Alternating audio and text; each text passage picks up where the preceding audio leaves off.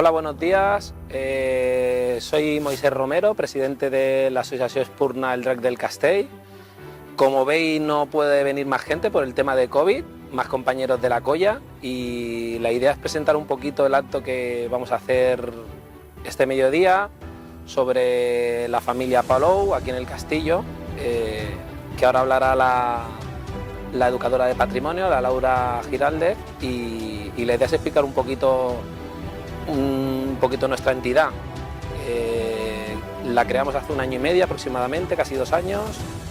Creamos una bestia de foc que representa el bien y el mal. El Gerard de Palou está representado dentro de la figura, y la idea es que a partir del año que viene pues podamos estar, si no pasa nada, pues celebrando la fiesta mayor, haciendo salidas, etc.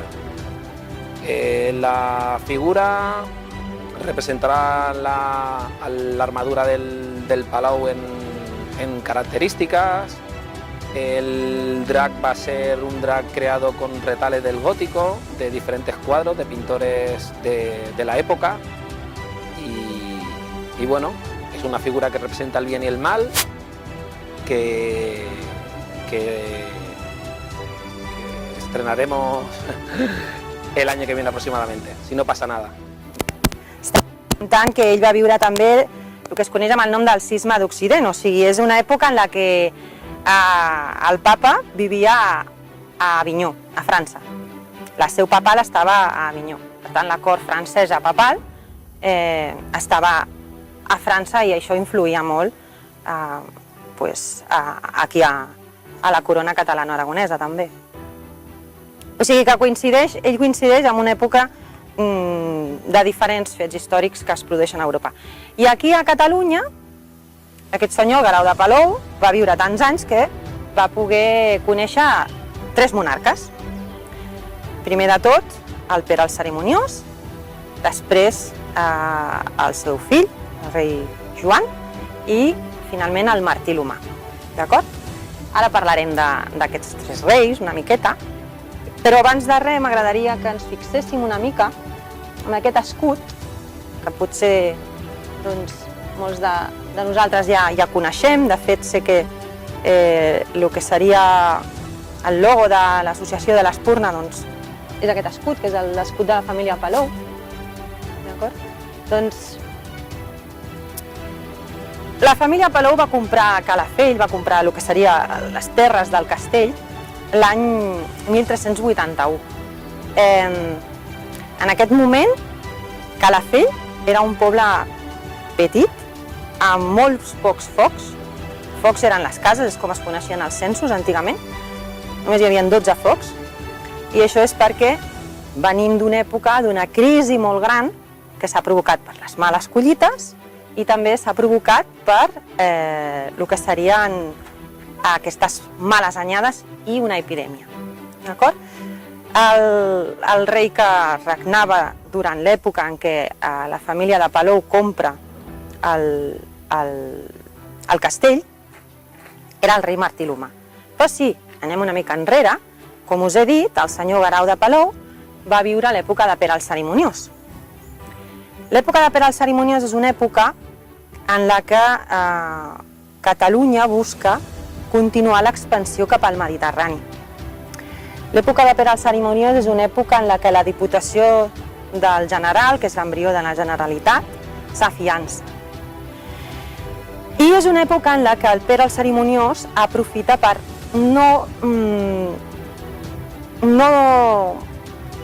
estar massa en relació amb el que seria el papat a Avinyó. És a dir, intenta no tindre problemes amb el papat. Però, quan ve el rei Joan el Caçador, la política canvia, perquè ell sí que s'acosta molt a la cort francesa, perquè la seva dona violant era francesa, i per tant canvia molt aquesta política. I després, a l'època de Martí l'Humà, sabem que el senyor Guerau de Palou, que encara és propietari d'aquestes terres, és una època en la que hi ha molta crisi, moltíssima crisi. Pensem que Calafell tenia només 12 focs.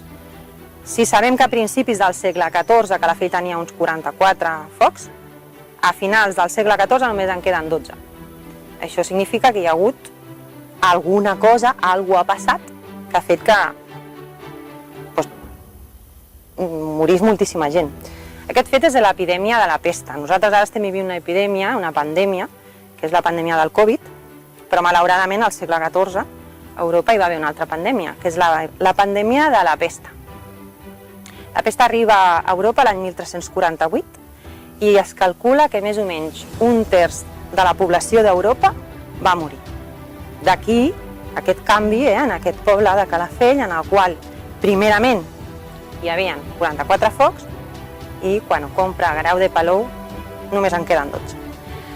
Segurament quan ho compra Guerau de Palou devia de ser unes terres que no tenien molts pagesos, hi havia molta misèria, molta fam. Podríem pensar que no devia de valdre gaire. Realment ho va comprar per només 500 florins. 500 florins d'or de l'època era un preu irrisori. Ho va comprar en l'infant Joan, quan encara no era rei, el fill de Pere el Cerimoniós. Li compra les terres i li compra molt barates. Segurament és que li devien algun favor. L'infant Joan li devia algun favor a Guerau de Palou i li va malvendre. I com era Calafell? I com era aquest indret? El senyor Guerau de Palou, quan compra aquestes terres, no ens hem d'imaginar que vivia aquí, perquè el senyor Guerau de Palou era un membre de l'oligarquia barcelonina, era un noble que segurament tenia una de les cases més grans de Barcelona, donat que sabem que el rei de Navarra en una de les estades de Barcelona es va allotjar a casa seva, o sigui que devia de ser un noble important, però és que a més coneixem molt bé, gràcies a les fonts escrites, qui era Guerau de Palou. Guerau de Palou era un noble que havia estat membre del Consell Reial de Pere el Cerimoniós, era persona de confiança. Mentre Pere el Cerimoniós marxa a l'illa de Sardenya durant una època de revoltes a l'illa de Sardenya, a qui deixa a càrrec de la ciutat, una de les persones a les que deixa a càrrec de la ciutat era el senyor Guerau de Palou. També sabem, gràcies a les cròniques del rei Pere, sabem que en Guerau de Palou era mísser, que això vol dir que era advocat, era llicenciat en dret. També sabem que era mustassaf, que era un càrrec de la corona, diguéssim que era una persona que defensava els consumidors, o sigui, una espècie de greuges de l'època. Era la persona que s'encarregava que els aliments estiguessin en bon estat quan es comerciava, era la persona que s'encarregava que els pesos tinguessin la mesura que havien de tindre perquè no hi haguessin enganys entre els tractes comercials. Per tant, doncs, ja us dic, una persona molt influent. I no només tenia aquesta influència, sinó que també va voler ser el mirall del Principat, va voler ser el mirall de Catalunya. I va tindre una lluita amb un altre noble, que es deia Galzeran Marquet, de Barcelona també, perquè tots dos volien ser nomenats almiralls. En aquesta lluita de bàndols, sembla ser que hi van haver assalts de la casa d'un a l'altre i va haver de mediar el rei i finalment van deixar ja les trifulques. Això ens fa veure que realment aquesta època, al segle XIV, és una època en la que la noblesa s'està disputant el poder constantment, per sobre del rei. I és una de les característiques de finals de l'edat mitjana. I aquí a Calafell, com devia de ser el castell? Jo crec que un punt interessant del senyor Guerau de Palou és veure què passava aquí a les nostres terres i com vivia i què feia, què menjava, com es vestia. Si ens centrem, per exemple, en la seva residència, el que seria el palau, era un pavelló de caça. És a dir, era una estança on ell probablement només venia de tant en tant a cobrar els impostos, a caçar pels entorns i després se'n tornava. amb dues plantes, una planta baixa, de la que encara es conserva molt bé tot el que serien les escales que pujaven a la planta primera, i una primera planta noble, un espai obert, amb una arquitectura, un estil gòtic, que és el que a partir del segle XII l'estil arquitectònic que s'utilitzava era el que es coneix amb el gòtic, que es caracteritza sobretot pels arcs apuntats que tots coneixem. Si pensem, per exemple, en edificis de Barcelona com ara l'església de Santa Maria del Mar, o que això seria religiós, però si pensem en un edifici civil podríem pensar, per exemple, en el Palau Reial. Evidentment no seria en aquestes dimensions, seria molt més petit, però ens hem d'imaginar un espai en el que hi hauria una sala noble, amb finestrals grans, amb arcs apuntats, aquests arcs gòtics, amb capitells que s'han conservat, alguns d'aquests capitells que són d'estil corinti, els que hi havia aquí. Tot això estava en ruïnes quan es va trobar dintre de la cisterna, però les excavacions arqueològiques van treure de manifest que hi havia aquest palau d'estil gòtic, i la seva residència devia de ser un indret en el que segurament es feien banquets. Aquests banquets, els nobles s'ajuntaven, celebraven i menjaven. I què menjaven? Doncs el senyor Guerau de Palou segur que s'alimentava prou bé, perquè si va viure gairebé 80 anys és que vivia bé, tenia unes bones condicions de vida. Menjaria sobretot carn de caça, aus, perdius, menjaria pa blanc, molt important, a contrari dels pagesos que menjarien pa negre, ell menjaria pa blanc, beuria vi negre,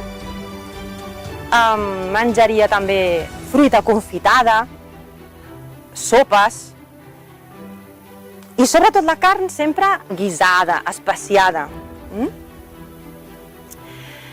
Per exemple, sabem, gràcies al llibre d'Eiximenis, que es diu Lo bon cristià, que els nobles, quan menjaven, feien dos companatges. Dos companatges vol dir dos àpats, i companatge vol dir que acompanya el pa. D'acord? Per tant, sabem que feien dos àpats i un entremès. Altra cosa que sabem molt bé gràcies a les fonts escrites és com es vestia a l'època, com es vestia la gent a l'època. Ho sabem gràcies a les lleis sumptuàries de Barcelona, que són un compendi de lleis que deien més o menys com havia de vestir la gent segons la seva classe social. Per exemple, els jueus i els musulmans havien de vestir diferent, havien de portar una roba que els identifiqués com a jueus o com a musulmans. I els cristians, la noblesa havia de vestir d'una manera, en concret. A aquesta època, al segle XIV, canvia la moda. Tots sabem que les dones s'abillaven, es vestien, es posaven guapes amb aquests vestits típics de l'edat mitjana, faldilles llargues, mànigues ben llargues, amb els tocats al cap, els pentinats. Però resulta que els homes, al segle XIV, comencen a agafar-li gust també per la moda i per sentir-se vestits i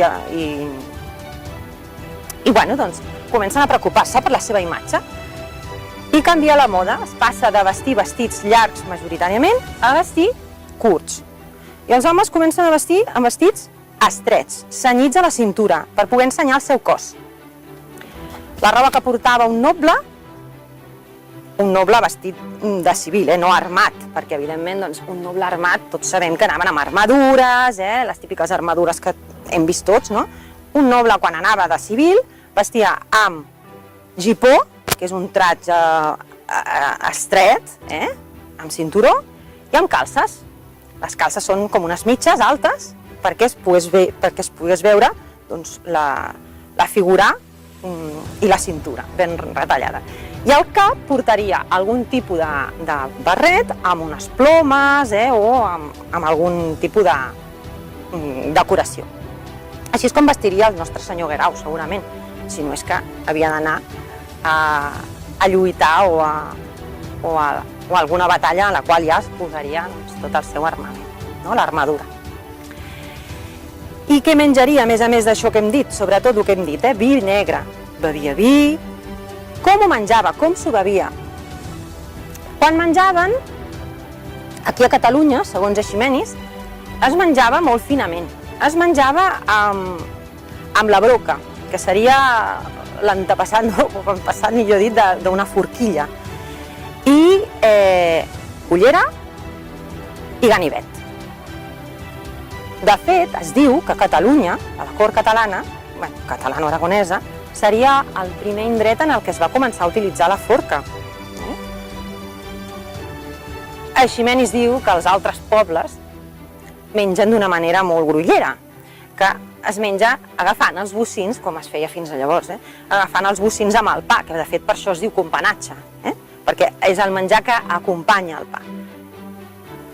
Bueno, doncs sembla ser que en aquesta època s'introdueixen aquestes broques, que després passaran a ser forquilles, i que aquí a Catalunya devia de ser un dels primers indrets.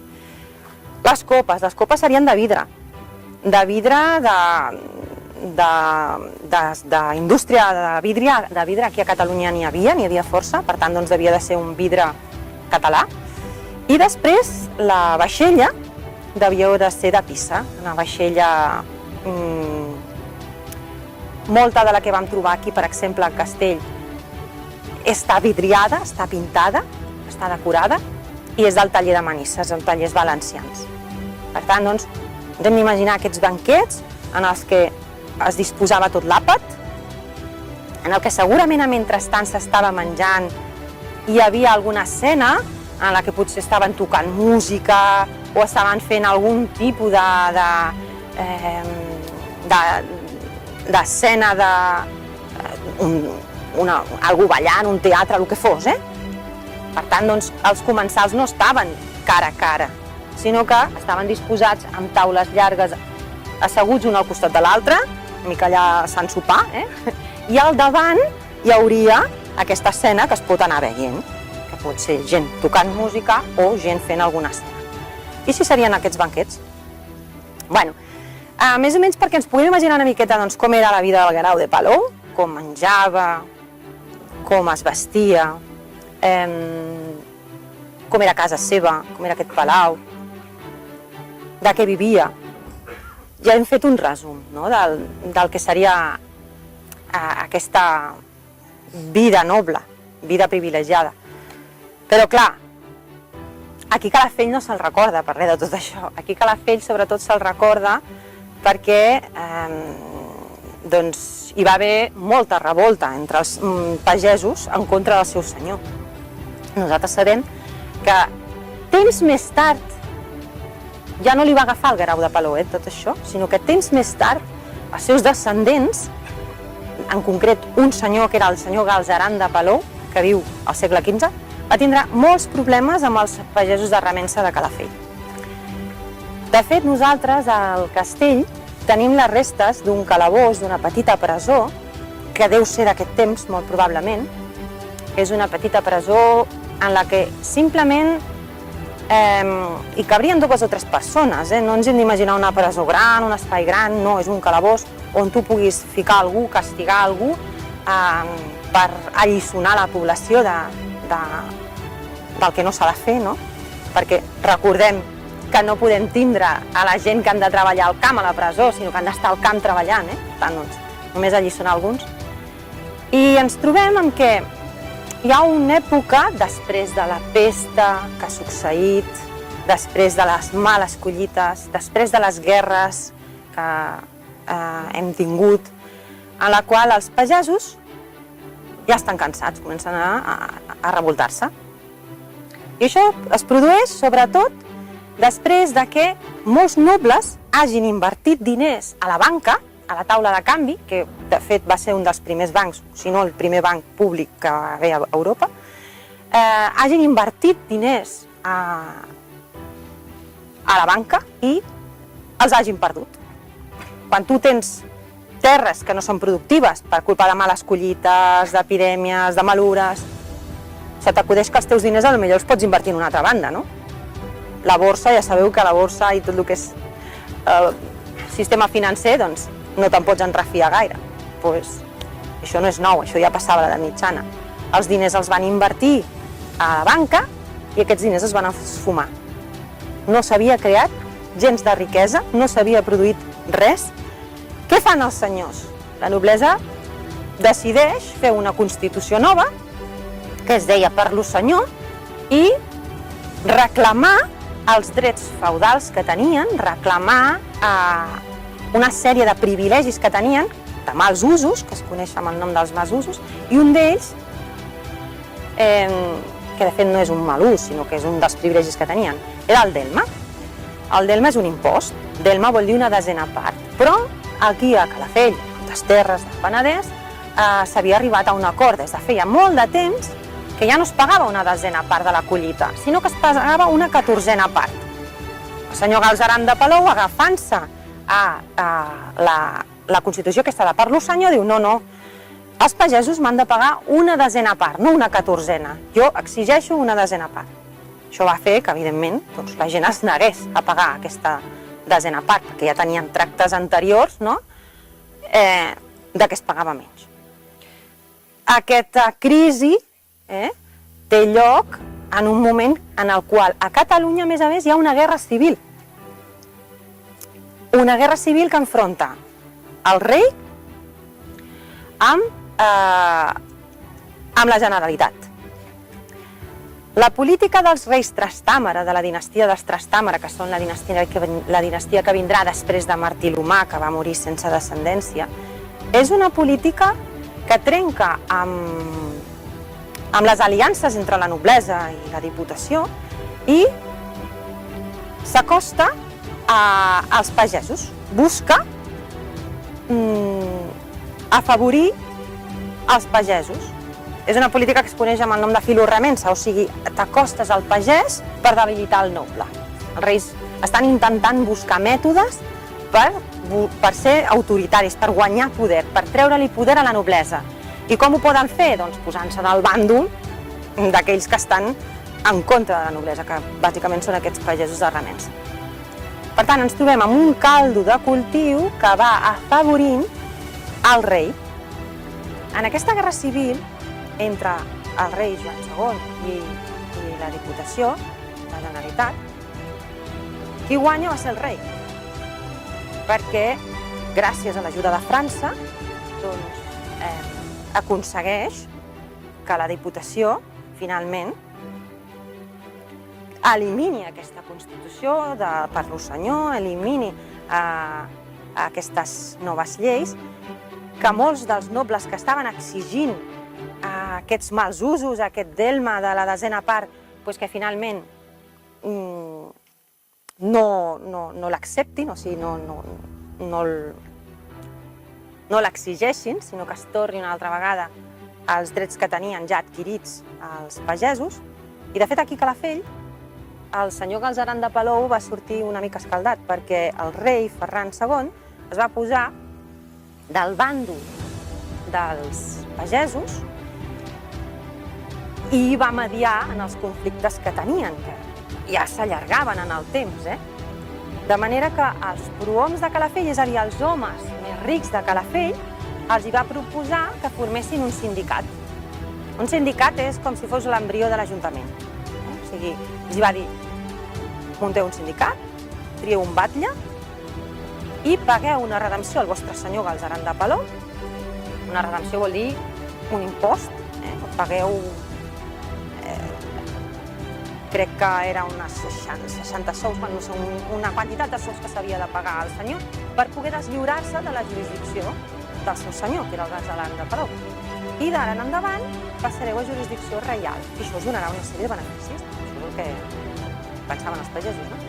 I així ho van fer, van formar sindicat, i l'any 1493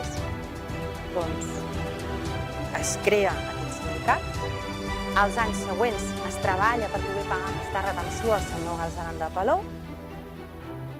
Busquen els diners d'on poden, comencen a fer cistells en palma, busquen els diners que poden i indemnitzen el senyor amb aquesta redempció, amb aquest pagament de la redempció de l'impost de remença, i es deslliuren del que seria aquesta jurisdicció senyorial. Per tant, els Palou estan aquí, a Calafell, des de l'any 1381, que és quan compren la jurisdicció de Calafell, el castell de Calafell, el rei l'infant, Joan, que encara no havia sigut rei perquè encara hi havia el seu pare, i marxen a finals del segle XV, quan Calafell passa a jurisdicció reial. Això què vol dir? Bueno, això és un exemple del que passa a quasi tota Europa. A Catalunya, la corona catalana aragonesa, per descomptat, però a tota Europa. Els nobles comencen a perdre el poder en favor del seu rei.